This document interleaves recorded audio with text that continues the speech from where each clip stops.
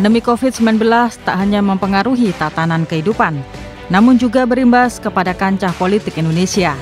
Lembaga Survei Millennial Institute merilis survei terbaru dilakukan pada 15 hingga 22 Juli 2021 tentang elektabilitas partai politik di masa pandemi.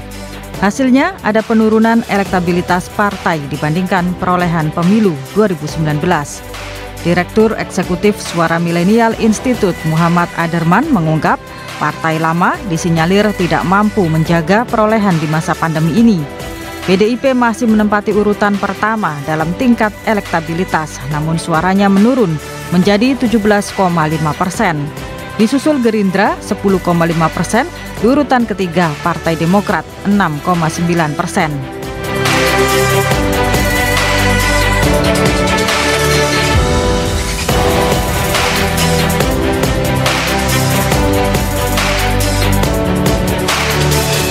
Menurunnya tingkat elektabilitas partai di masa pandemi ini, menurut rilis Suara Millennial Institute, karena publik merasa belum melihat sumbangsih dan kepedulian partai-partai dalam meringankan beban masyarakat selama pandemi.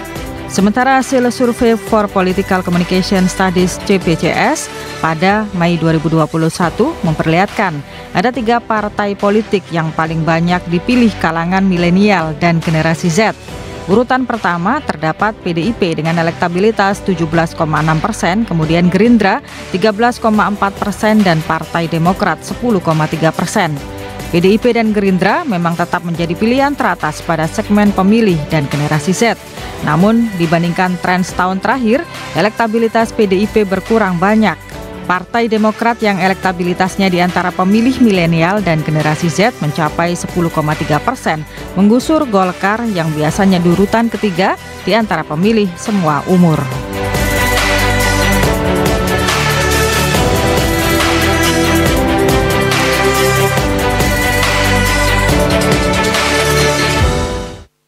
Halo, selamat sore pemirsa. Jatim Gaspol Gagasan Politik hadir kembali untuk Anda, dan malam hari ini sebagaimana tadi video sudah kami tampilkan, kita akan membahas bagaimana elektabilitas partai politik di tengah pandemi yang tentu saja juga mengalami ujian. Meskipun di sisi lain survei terkait dengan suara dari anak-anak milenial ini mengalami kenaikan. Kita akan bahas dengan para narasumber saya kali ini cukup banyak, yang tentu saja kita akan berdiskusi bagaimana tanggapannya terkait dengan elektabilitas parpol yang diuji di tengah pandemi. Saya boleh menyapa terlebih dahulu ada Sekretaris DPD PDI Perjuangan Jawa Timur, Dr. Sri Untari Bisowarsono MAP. Bu Untari, selamat sore. Assalamualaikum warahmatullahi wabarakatuh. Waalaikumsalam warahmatullahi wabarakatuh, Mbak Agnes. Selamat sore semuanya. Salam sehat. Salam sehat selalu. Terima kasih. Merdeka. Dan kemudian ada juga Wakil Sekretaris DPD Demokrat Jawa Timur, Pak Eko Prasetyo. Pak Eko, selamat sore. Assalamualaikum. Waalaikumsalam. Selamat sore, Mbak. Salam sehat juga. Semoga semua dikasih kesehatan. Amin, amin, amin. Terima kasih, Pak Eko. Kemudian Direktur Surabaya Survey Center atau SSC, Pak Mokhtar W. Utomo. Pak Mokhtar, selamat sore. Assalamualaikum. Selamat sore, Mbak Agnes. Terima kasih telah bergabung, dan tentunya juga ada pengamat politik dari UNESA, Bapak Dr. Agus Mahfud Fauzi, SAG MSI. Pak Agus, selamat sore. Assalamualaikum. Selamat sore, Mbak Agnes. Selamat sore semuanya. Baik. Salam sehat selalu, Merdeka. Dan biasanya pengamat atau surveyor ini selalu berada, kita diskusikan terakhir. Tapi kali ini saya butuh bongkar data dari mereka-mereka ini, karena mereka lah yang pegang data. Jadi saya harus ke Pak Mokhtar lebih dulu. Pak Mokhtar, Direktur Surabaya Survey Center. Saya boleh bongkar data dari SSC. Bagaimana Direktur elektabilitas parpol diuji ini seperti apa, Pak Mokhtar? Ya, sebelumnya saya ingin sampaikan dulu ya, saya rasa pandemi ini bukan hanya berat bagi semua pihak ya, tetapi bagi partai-partai juga ini tentu adalah situasi atau momentum yang tidak mudah, yang berat, tapi sesungguhnya pada saat bersamaan juga bisa menjadi momentum yang menguntungkan gitu ya, ketika bisa mengambil strategi yang tepat pada situasi yang seperti sekarang ini. Jadi terkait dengan elektabilitas, apakah pandemi ini berpengaruh terhadap elektabilitas partai-partai yang ada di Jawa Timur khususnya. Kalau dari data survei kami beberapa waktu yang lalu itu sebenarnya tidak jauh beda ya, artinya tidak terlalu berpengaruh karena situasi yang dihadapi semua partai itu hampir sama ya, mereka susah untuk partai-partai ini sangat susah untuk langsung bersentuhan dengan konstituen, untuk langsung terjun ke tengah masyarakat, untuk langsung bisa membantu kesulitan-kesulitan masyarakat. Itu begitu banyak kendala, makanya tentu perlu strategi yang jitu. Artinya tidak terlalu banyak berpengaruh, tetapi ini memang kondisinya sangat-sangat wajar ketika dikatakan elektabilitas parpol menurun, begitu ya Pak Mukhtar? Enggak, sebenarnya kalau dalam situasi sekarang di mana pemilu masih 2024 belum bisa dikatakan menurun atau tidak, tapi komposisi di Jatim berdasarkan hasil kita masih tidak jauh beda. PDI masih menjadi jawara, kemudian disusul PKB, Gerindra, Demokrat, Golkar, jadi masih tidak jauh beda dengan hasil pemilu 2019. Artinya apa, bahwa memang pada masa pandemi ini partai kesulitan untuk melakukan manuver elektoral untuk bisa mengontrol atau mengatrol elektabilitasnya. Itu problem partai-partai yang tentu harus secara serius disikapi oleh masing-masing partai untuk mencari jalan keluar bagaimana dalam situasi seperti ini justru bisa meninggalkan kompetitornya. Baik, itu catatannya. Dan sambil kami ngobrol, pemirsa, kami hadirkan juga terkait dengan hasil dari Lembaga Survei Millennial Institute terkait dengan sejumlah partai dan juga persentase perolehannya. Tapi saya bergeser ke Pak Agus. Pak Agus, gimana ini tanggapannya, khususnya juga partai di masa pandemik? Masih lama, haruskah sekarang ini sudah mulai fokus dengan elektabilitas ya, atau gimana? Iya, terima kasih Mbak Agnes. Jadi pada kesempatan ini tentunya menjadi ujian bagi semua partai politik. Apakah partai-partai politik itu mempunyai kepedulian terhadap nasib rakyat, warga yang akan memilih pada taruhlah pemilu 2024. Karena kalau bicara pilkada 2021-2022 kelihatannya sementara dilupakan, tetapi langsung ke 2024. Temanya itu sebetulnya bukan hari ini untuk hari ini, tetapi semuanya ke 2024. Sehingga kalau kita pada saat ini terkait dengan popularitas, elektabilitas kemudian itu menurun, itu menurut saya hal yang wajar ketika dihubungkan dengan pandemi COVID. Dan pada kesempatan ini biasanya adalah partai-partai politik yang mempunyai kepedulian untuk memberikan solusi terhadap kebutuhan warga, pasti dia akan mendapatkan perhatian. Tetapi perlu diingat Mbak Plus dan semuanya, bahwa survei itu berlakunya tidak sampai setahun, 2 tahun. Ya, dia bisa 1 minggu berubah, 2 minggu berubah, tergantung bagaimana masyarakat melihat terkait dengan apa yang dilakukan oleh partai politik. Begitu Mbak Agnes. Ya. Baik, ini artinya berarti tidak usah terlalu fokus dengan elektabilitas, tetapi berbuat lebih banyak itu secara otomatis nanti akan terkatrol. Begitukah, Pak Agus? Bisa dikatakan begitu karena sekali lagi survei bisa dilakukan setiap minggu sekali oleh teman-teman lembaga survei atau teman-teman partai politik itu sendiri. Yang dibutuhkan saat ini adalah bagaimana mengatasi pandemi COVID. Tentunya PDI Perjuangan yang saat ini adalah menjadi bagian pemerintah tetap harus kritis karena posisinya sebagai legislatif yang tetap bisa check and balancing dengan pemerintah. Apalagi Partai Demokrat yang pada saat ini tidak berada di dalam kekuasaan, maka dia akan mempunyai peluang lebih besar untuk melakukan hal itu. Begitu Mbak. Oke, baik, terima kasih. Nanti saya ke Bu Untari dan juga ke Pak Eko, tapi kita jeda dulu pemirsa. Jatim Gaspol akan kembali saat lagi untuk Anda.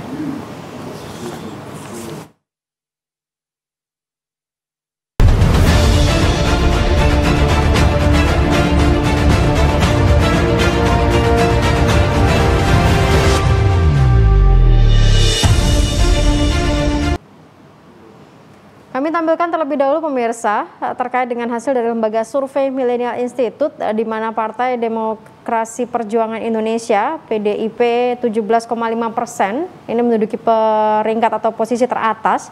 Kemudian Partai Gerindra 10,5%. Yang kami tampilkan ini survei di mana PDIP 17,6, Gerindra 13,4, Demokrat 10,3%. Ini adalah elektabilitas parpol pilihan milenial dan Gen Z. Oke, kalau kita melihat memang suara milenial ini cukup memberikan sumbangsi yang tinggi. Nah, ini yang dari lembaga survei Millennial Institute yang dilakukan. Saya langsung saja ke Bu Untari. Bu Untari, ini bagaimana dari partai penguasa dan boleh dikatakan hampir semua survei ini sampai dengan saat ini PDIP masih posisi teratas. Apa yang menjadi tantangan di masa sekarang? Karena tentu saja badainya cukup besar pasti. Bu Untari. Ya, terima kasih Mbak Agnes. Yang pertama, terima kasih pada rekan-rekan lembaga survei semuanya yang hasil surveinya ini bukan karena PDI Perjuangan titip ya, karena saya juga nggak tahu siapa yang survei ini. Tiba-tiba sudah ada hasil survei seperti ini, dan alhamdulillah kami masih menempati posisi teratas. Tentu saja seluruhnya itu karena kepercayaan masyarakat kepada kami semua.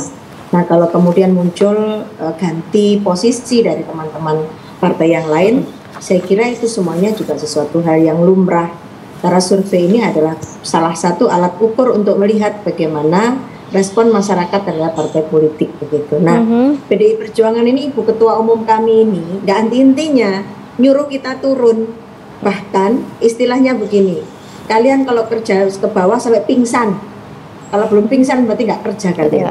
Seperti itu, sampai kantong habis pun suruh ibaratnya untuk masyarakat. Sekarang ini yang sudah dilakukan teman-teman kami, kalau nanti saya kirimkan bagaimana dokumen online-nya ya, di mana seluruhnya se-Jawa Timur ini kami bergerak semuanya saja di setiap momen secara pribadi maupun secara institusi. Contoh secara institusi dulu dan sekarang ini, sampai sekarang ini kami masih terus melakukan penggalangan yang bersifat organisasi, menyelesaikan organisasi kami sampai tingkat bawah. Kemudian di sela-sela itu momentum lingkungan hidup, momentum bencana, momentum pandemi, perintah Ibu Ketua Umum itu tidak henti. Sampai sekarang kami masih harus nyusun laporan setiap hari. Nanti saya bisa screenshotkan bagaimana perintah Ibu Ketua Umum untuk nyusun laporan, dan kami secara pribadi semuanya. Ini saya kalau Mbak Agnes lihat di dapil, isoman tuh saya kirimi sembako, tambah redoxon, tambah yang namanya paracetamol, madu, susu, untuk mereka alhamdulillah pada sehat. Baik, tapi yang menarik begini Bu Untari, memang PDI Perjuangan dalam sejumlah survei tetap teratas, tetapi yang menarik seperti yang tadi saya bilang, ketika teratas badainya sangat tinggi. Nah ini kalau kita melihat dengan survei pada pelaksanaan pesta demokrasi yang sebelumnya, cenderung mengalami penurunan sebenarnya meskipun teratas. Apakah ini tidak menjadi ancaman tersendiri? Karena kayak tadi dibilang ini momentum untuk kemudian bisa menaikkan, tapi juga momentum untuk tergerus suaranya, Bu Untari. Ya, jadi kita tidak sifatnya kemudian khawatir dan sebagainya. Kami ikhlas bekerja untuk kepentingan masyarakat karena itu sudah menjadi salah satu instruksi Ibu Ketua Umum bahwa apapun yang terjadi kalian mesti turun. Nah, terhadap turunnya sebuah elektabilitas, ini kan waktu masih panjang. Setiap 6 bulan sekali kami pun juga survei secara internal, tapi tidak kami publikasi. Dan itu untuk mengukur bagaimana kami bekerja, di mana letak yang kuat, di mana letak yang lemah. Kemudian disitulah kami mengatur bagaimana caranya supaya memperkuat basis yang lemah dan menguatkan untuk yang kuat ini supaya membantu yang lemah. Prinsip kerja gotong royong itu menjadi prinsip kerja kami. Jadi kalau sekarang kondisinya turun ya, kondisi masyarakat kan tidak sedang fokus di situ. Fokus sedang pemulihan diri mereka sendiri, dan kami akan sangat membantu di sana. Gitu, Mbak. Baik Bu Untari, saya geser ke Pak Eko dari Demokrat. Bagaimana Demokrat menanggapi terkait dengan sejumlah hasil survei yang menempatkan Demokrat rata-rata kalau nggak peringkat 3, peringkat 4 begitu? Artinya terus menempel dengan posisi-posisi yang ada di atas. Dan ini adalah kesempatan dari partai oposisi, boleh dikatakan seperti itu. Ya, terima kasih Mbak Agnes. J. Yang pertama, wajar hari ini surveinya Partai Demokrat naik. Halo? Ya, monggo silakan Pak Eko. Sepertinya sinyalnya terputus ya? Putus-putus. Sudah, Pak Eko? Sudah tersambung kembali? Ya, terima kasih monggo. Mbak Agnes. Ya? Ya, Ya, monggo. halo. Ya, Monggo. Mbak. Monggo, Pak. Ya, terima kasih Pak Agnes. Wajar aja kalau hari ini surveinya Partai Demokrat naik, karena semua itu tak lepas dari ketum kita Mas AHY yang selalu ngasih instruksi ke seluruh jajarannya sampai tingkat bawah untuk turun langsung membantu masyarakat. Dan di sini suara partai meningkat itu karena juga dari masyarakat sendiri tahu kinerja kita sebagai Partai Demokrat turun langsung ke masyarakat. Hari ini kita selalu turun untuk membantu masyarakat khususnya yang terdampak dari pandemi. Memang pandemi ini luar biasa dampaknya untuk semuanya, Mbak. Halo? Iya, silakan Pak Eko.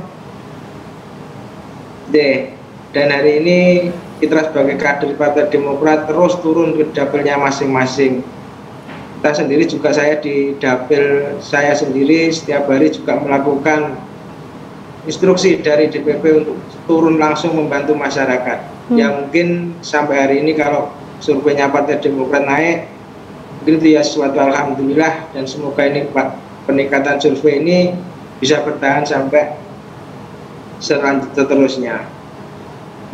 Iya, tapi kalau kita melihat tentunya sebagai partai oposisi secara nasional, partai pendukung, namun juga sebagai partai pendukung dari Provinsi Jawa Timur, begitu hasil survei memang nasional, tapi Jatim juga menjadi lumbung suara nasional. Apa yang perlu diperbaiki, Pak Eko, di sini? Apalagi di Jatim, ini basis masanya adalah basis masa PDIP sebenarnya, Pak Eko.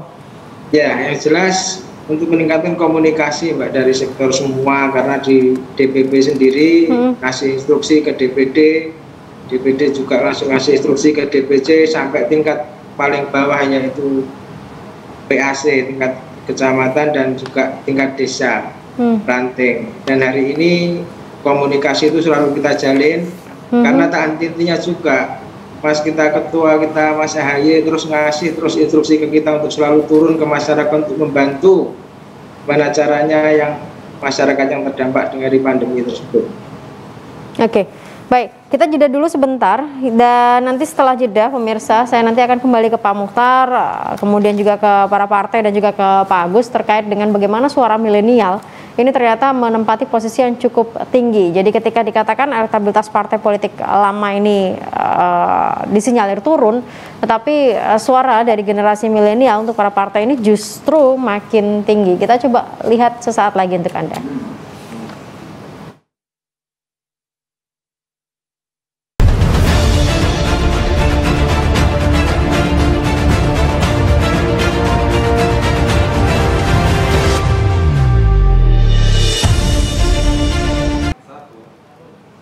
Baik, terima kasih Anda kembali bersama dengan kami pemirsa untuk Jatim Gaspol. Saya bergeser ke Pak Agus M. Fauzi kembali dari sisi pengamat, melihat ini ada yang menarik Pak Agus, ketika suara milenial ini ternyata apakah memang ini pengaruh dengan kondisi pandemi, jadi suara milenial ini menjadi tinggi pada partai oposisi tapi kemudian menurun pada partai penguasa. Apakah ini sinyal terkait dengan ketidakpuasan masyarakat? Di sisi lain, milenial ternyata tidak apatis dengan partai politik, Pak Agus. Ya, terima kasih Mbak Agnes. Pemirsa, berbicara milenial itu adalah kelompok yang tidak mempunyai kepentingan atau belum mempunyai kepentingan atau bahkan interest kepada salah satu partai politik manapun. Sehingga sebetulnya yang membentuk dirinya adalah apa yang dilihat pada hari ini. Karena kemungkinan mereka belum pernah terlibat dalam proses pemilu, atau mungkin seandainya pernah terlibat, mungkin pada saat ini semacam memberikan evaluasi apakah ada hal yang tidak benar pada pilihan mereka pada 2019 kemarin. Sehingga pada saat ini ketika milenial mengarah kepada kelompok posisi, sekali lagi itu sangat terkait dengan kelompok milenial adalah kelompok yang belum terjamah oleh semacam kepentingan salah satu partai politik dia sangat mobile terkait dengan pilihannya, sehingga ketika partai politik mampu meraih aspirasi mereka dan meyakinkan mereka, suatu saat kemungkinan akan mendapat perhatian apresiasi dari milenial. Begitu. Oke, baik. Saya bongkar dulu catatan survei dari SSC. Pak Mokhtar sudah kembali bergabung bersama kami. Siap, Pak Mokhtar, menanggapi ataupun menambahi keterangan yang disampaikan oleh Pak Agus, mungkin dari SSC ada survei terkait dengan suara milenial terhadap partai penguasa dan juga partai oposisi. Benarkah memang terjadi kebalikannya? Ya, kalau hasil survei kami, kebetulan kami pada bulan April lalu kalau tidak salah, itu juga melakukan survei khusus milenial di Jatim. Itu justru agak berbeda dengan hasil nasional. Oke, bagaimana? Jadi kalau di level nasional itu angka PDI itu kan sekitar kisaran 20, 21, 22 gitu. Tapi di Jatim sudah 3 kali kita melakukan survei itu sudah di kisaran angka 26, 25, 26 gitu. Artinya ada perbedaan. Itu juga bisa dimaknai artinya karena ketika kita bicara kekuasaan misalnya, kita juga harus memaknai bagaimana kekuasaan yang ada di daerah. Kebetulan misalnya kalau di Jatim ini gubernur wakil gubernurnya kan bukan yang diusung oleh Mbak Untari, tapi sebaliknya yang diusung oleh Mas Pras gitu kan. Jadi ada kompleksitas yang tidak bisa di-generalisasi gitu ya, tidak bisa di-generalisir. Jadi bahwa pada saat bersamaan juga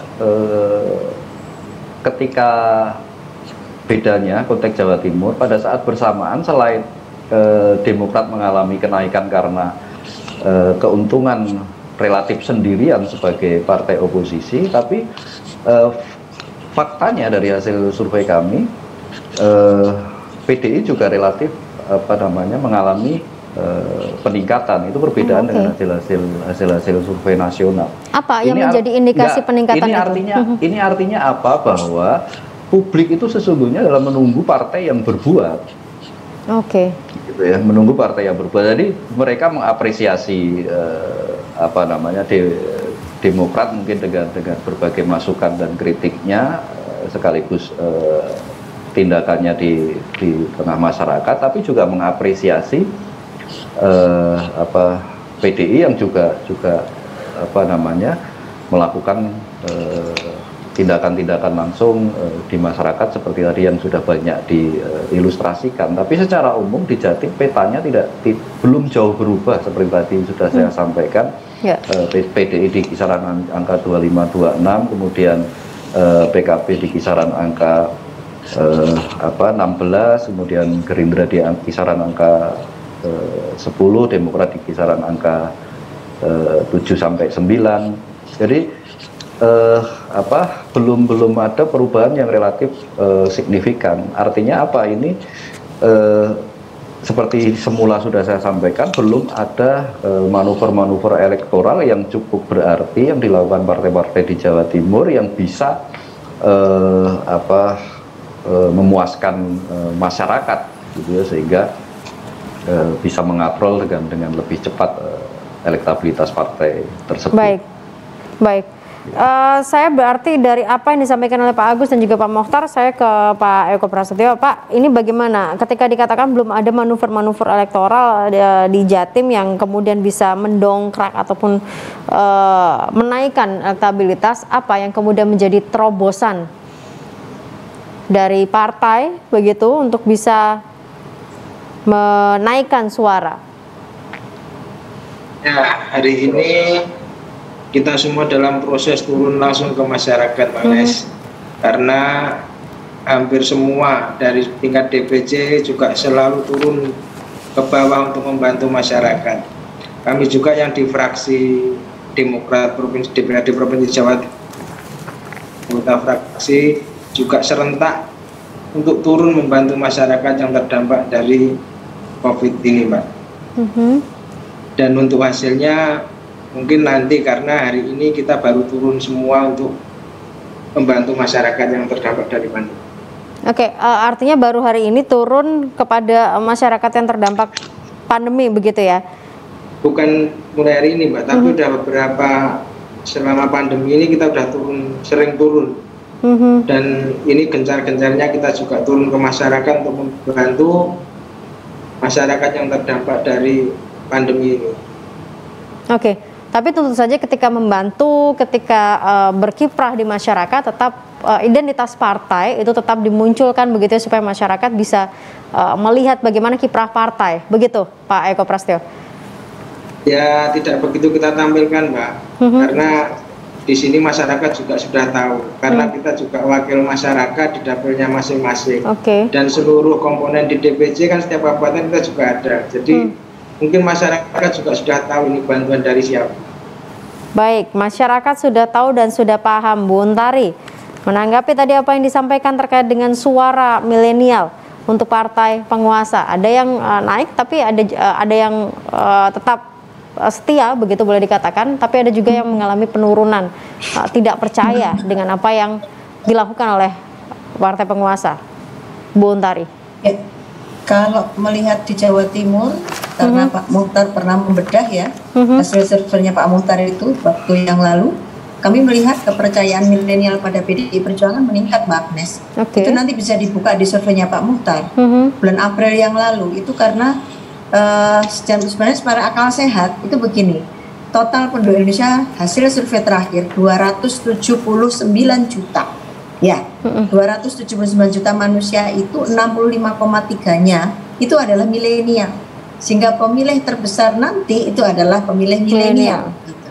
Nah ketika waktu itu Pak Muhtar membedah hasil surveinya, kami cukup berterima kasih karena melihat bahwa milenial itu memberikan apresiasi pada kami, pada PDI Perjuangan. Nah itu bukan kami yang survei juga, tapi Pak Muhtar. Sehingga kalau melihat sekarang kami masih pada posisi ini nasional ya.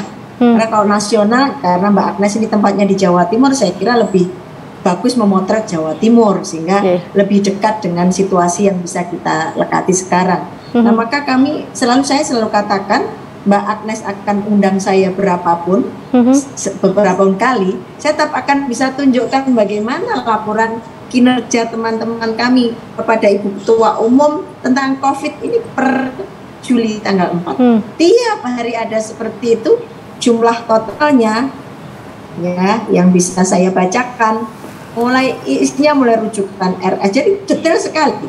Yang namanya pelaporan kami kepada Ibu Ketua Umum itu, sehingga ketika misalkan Ibu Ketua Umum rawuh ke Jawa Timur, Untari, apa yang dilakukan oleh cabang-cabang, Ibu, beliau, teman-teman melakukan ini semuanya tercatat, terikot, dan kami laporkan setiap sore kepada Ibu Ketua Umum. Nah inilah yang menyebabkan kenapa kami di masa pandemi dan tidak pandemi itu terus-menerus, karena PDI Perjuangan bekerja tidak hanya untuk kepentingan elektoral, tapi kami utamakan kerja kerakyatan, kerja kemasyarakatan. Kalau nanti ada buah elektoral, itulah mungkin apa yang dinilai oleh masyarakat kepada kami. Tapi day to day kami harus kerja.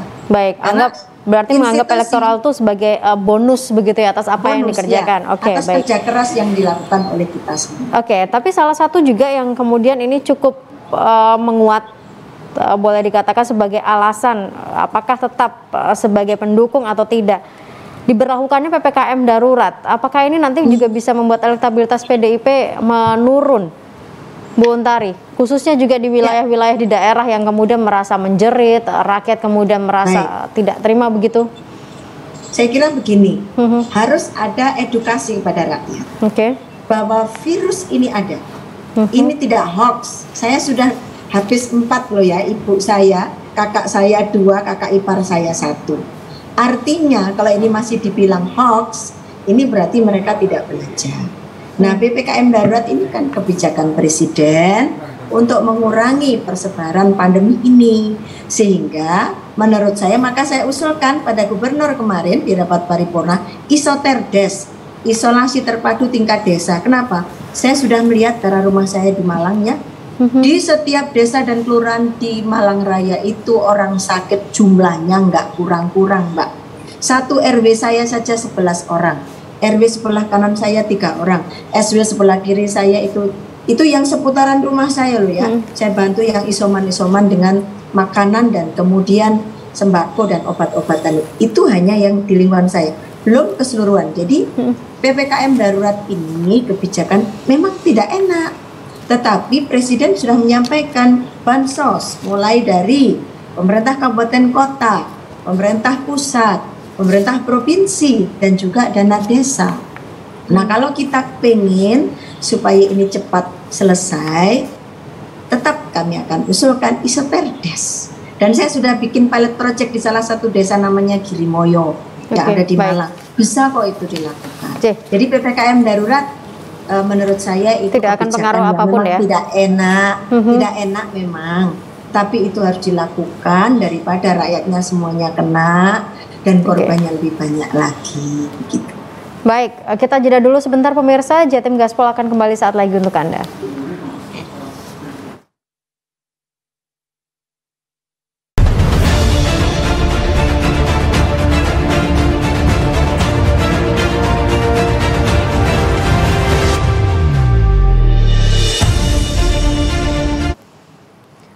Ya pemirsa, masih dalam Jatim Gaspol, gagasan politik, dan kita masih membahas terkait dengan elektabilitas parpol yang diuji di tengah pandemi. Nah, Pak Mokhtar, tentunya Pak Mokhtar yang pernah melakukan survei begitu, tentunya ada poin-poin, elemen-elemen apa saja yang membuat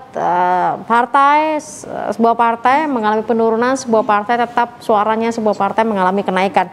Bagaimana kemudian bisa menaikkan suara atau elektabilitas di masa pandemi, Pak Mokhtar? Apa yang kemudian di-capture dari harapan masyarakat terhadap sebuah partai?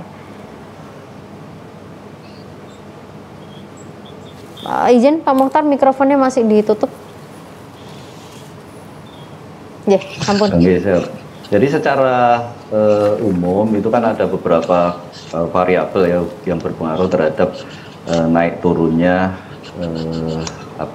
elektabilitas sebuah partai. Tapi pada momentumnya, pada saatnya, pada akhirnya satu itu adalah, kalau ngomong konteks Indonesia, adalah kutil efek dari capres-cawapres.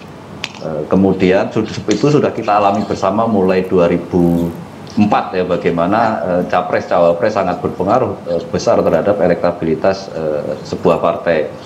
Kemudian yang kedua tentu adalah caleg itu sendiri, ya. Bagaimana dengan pilihan langsung ini, kemudian suara terbanyak itu, peran caleg menjadi sangat besar.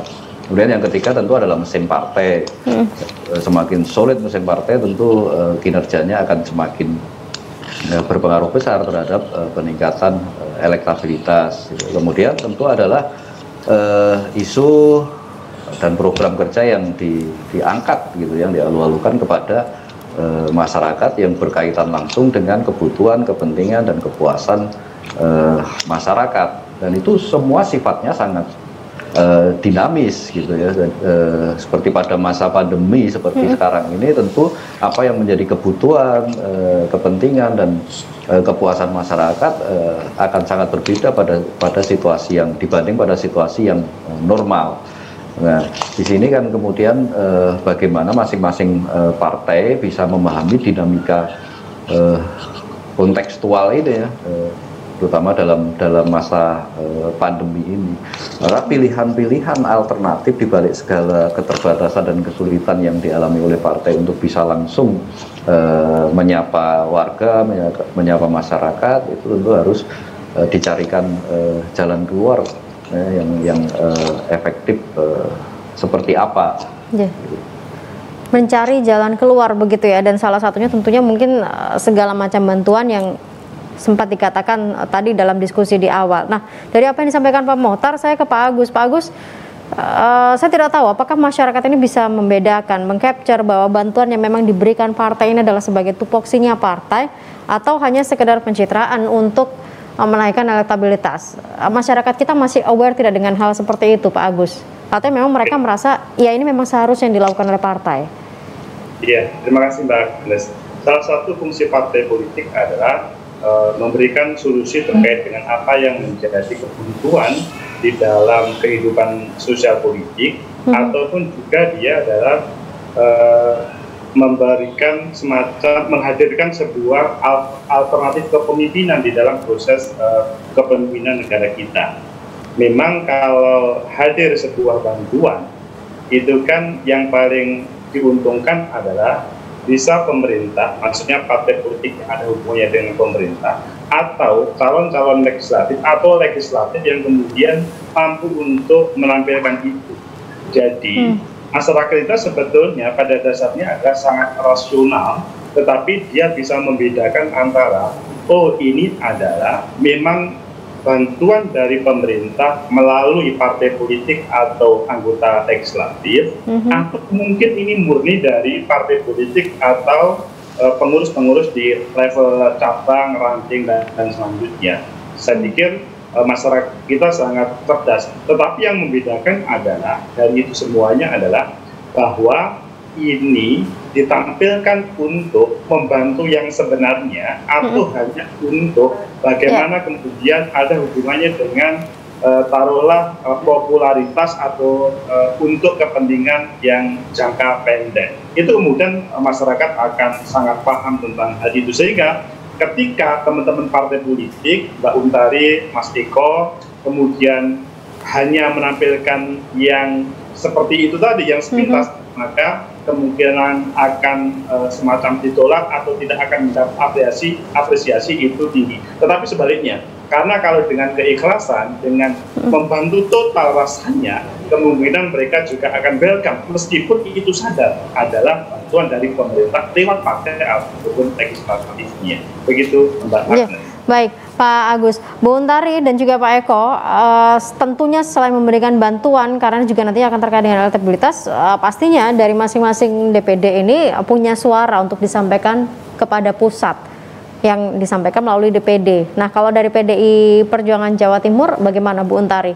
Selain memberikan report-report apa saja yang sudah dilakukan, suara apa yang disampaikan lewat DPD kepada pusat? Kami selalu apa yang terjadi di masyarakat, kami report secara tertulis maupun secara lisan.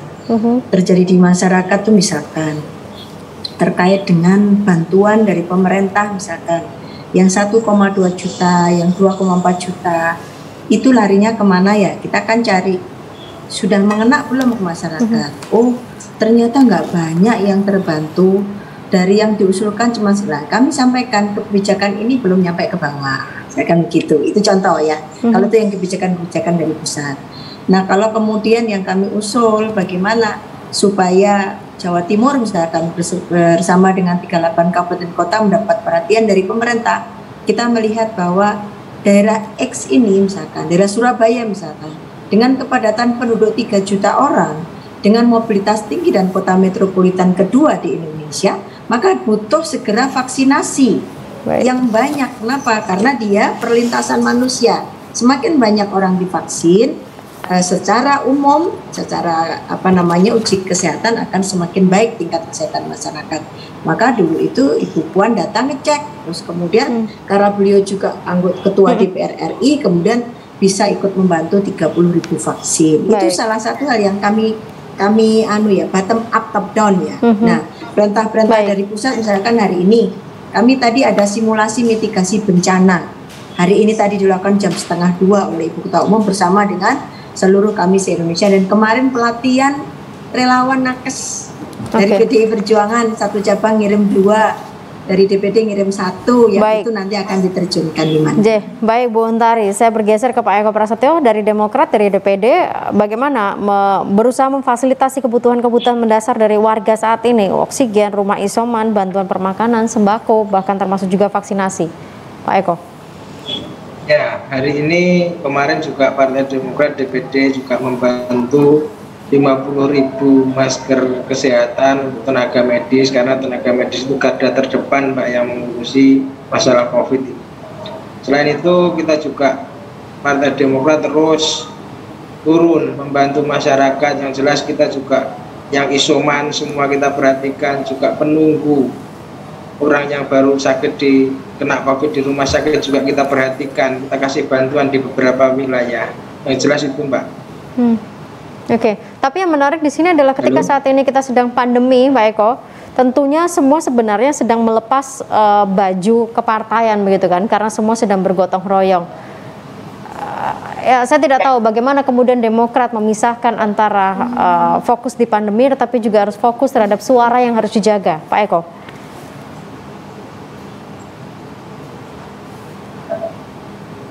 Terputus, Pak Eko?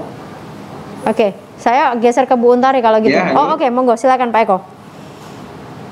Gimana Demokrat ini menjaga antara gotong royong yang melepas baju kepartaian, tetapi juga harus tetap menjaga suara, elektabilitas di masa pandemi, Pak Eko? Ya, yang jelas komunikasi dan kedekatan dengan masyarakat, karena hari ini jumlah pemilih milenial itu banyak. Dan mereka juga tahu meskipun baju partai itu penting, tapi kalau yang lebih penting itu keikhlasan dari kita untuk membantu, karena mereka tahu semua siapa yang turun ke bawah, siapa yang turun di lapangan, dan mereka juga tahu mereka dari partai apapun juga mereka sudah paham. Oke, menarik ini Pak Mokhtar, kalau kita melihat bagaimana kemudian di saat yang bersamaan semua harus bergotong royong tanpa melihat partai, tetapi juga mereka harus menjaga elektabilitasnya, Pak Mokhtar. Ujian seperti apa sebenarnya yang saat ini sedang dihadapi oleh elektabilitas parpol ini? Sorry, mikrofonnya ke-mute. Pertama ingin saya sampaikan bahwa pada situasi seperti sekarang ini itu sebenarnya sudah tidak penting. Orang yang bantu itu ikhlas apa enggak ikhlas, kemudian dari latar belakang apa, karena memang di bawah sudah sangat membutuhkan. Ya, jadi pada situasi kondisi seperti sekarang ini lebih baik kita tidak mempersoalkan hal-hal yang tidak esensial. Jadi bagaimana nyawa tertolong, bagaimana kesejahteraan rakyat itu jauh lebih penting daripada hal-hal yang bersifat debatable soal pakai baju apa, kemudian ikhlas apa tidak ikhlas gitu ya. Karena kita sadari bersama bahwa partai-partai pasti sudah bekerja keras, turun ke lapangan seperti di gambar-gambar tadi yang sudah disampaikan, dan bahkan mungkin sudah kantongnya sudah kempes semua ini anggota-anggota dewan seperti Bu Untari dan Pak Pras ini ya. Karena pada saat bersamaan itu mencari pemasukan sulit gitu kan, tapi pengeluaran harus sebagai bentuk tanggung jawab moral, kemudian tanggung jawab politik dan tanggung jawab sosial kepada masyarakat, kepada konstituen. Apapun itu harus kita apresiasi lah untuk teman-teman partai, teman-teman dewan yang sudah turun ke lapangan. Nah, berkaitan dengan hubungannya dengan soal elektabilitas, menurut saya seperti yang berulang kali sudah saya sampaikan di depan, bahwa ketika semua partai melakukan hal yang serupa, turun ke jalan, ke lapangan, kemudian memberi bantuan, itu hampir dilakukan oleh semua partai. Cuma tentu ada perbedaan intensitas, jumlah, coverage lapangan, karena sangat tergantung kemudian kepada besarnya jumlah anggota dewan gitu ya. Misalnya wajar PDI kadernya lebih banyak turun ke lapangan karena di Jatim anggota dewannya paling banyak gitu ya. Itu logis-logis saja. Nah, ketika semua partai melakukan hal seperti itu, sekali lagi seperti tadi saya sampaikan, justru yang sangat diperlukan pada situasi sekarang ini adalah bagaimana partai bisa merumuskan the other strategy ya, strategi yang berbeda, strategi lain yang itu tidak dilakukan oleh kompetitornya gitu ya, sehingga bisa menaikkan elektabilitasnya. Nah, itu kan PR gitu ya, PR bagi teman-teman partai, bagi Mbak Untari, bagi Mas Pras. Ada banyak hal yang bisa dilakukan di tengah segala keterbatasan, di tengah segala keterbatasan situasi yang sama-sama kita hadapi sekarang ini. Baik, intinya tetap orientasinya penuh kepada pelayanan kepada masyarakat. Pemirsa, Jatim Gaspol akan kembali untuk Anda di segmen terakhir sesaat lagi.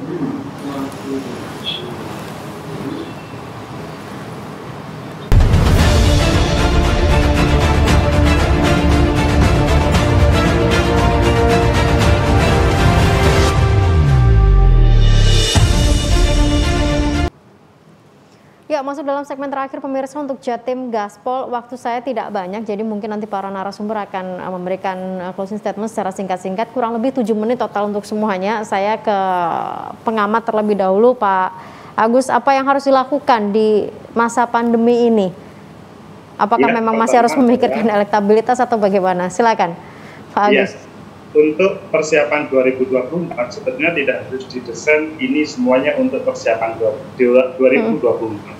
Apa yang dilakukan oleh teman-teman partai politik ketika tidak cukup menampilkan dramaturgi, jadi kalau dramaturginya itu sepertinya mau membantu, tapi nggak tahunya itu semuanya bohong, belakangnya ada hal yang kemudian diperhitungkan, pasti publik akan membaca berbeda.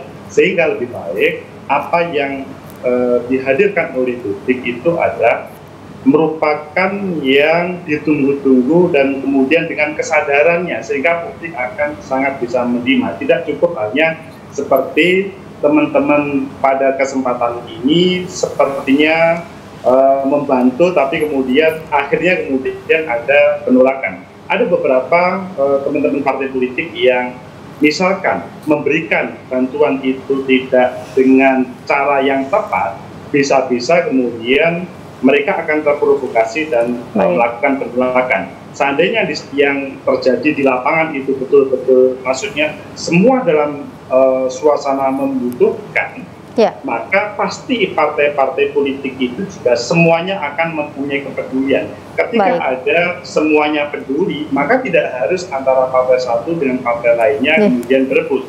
Tetapi bagaimana semuanya memberikan, dan publik pasti akan memberikan apresiasi untuk hal ini. Kemudian yang kedua adalah singkat, Pak Agus.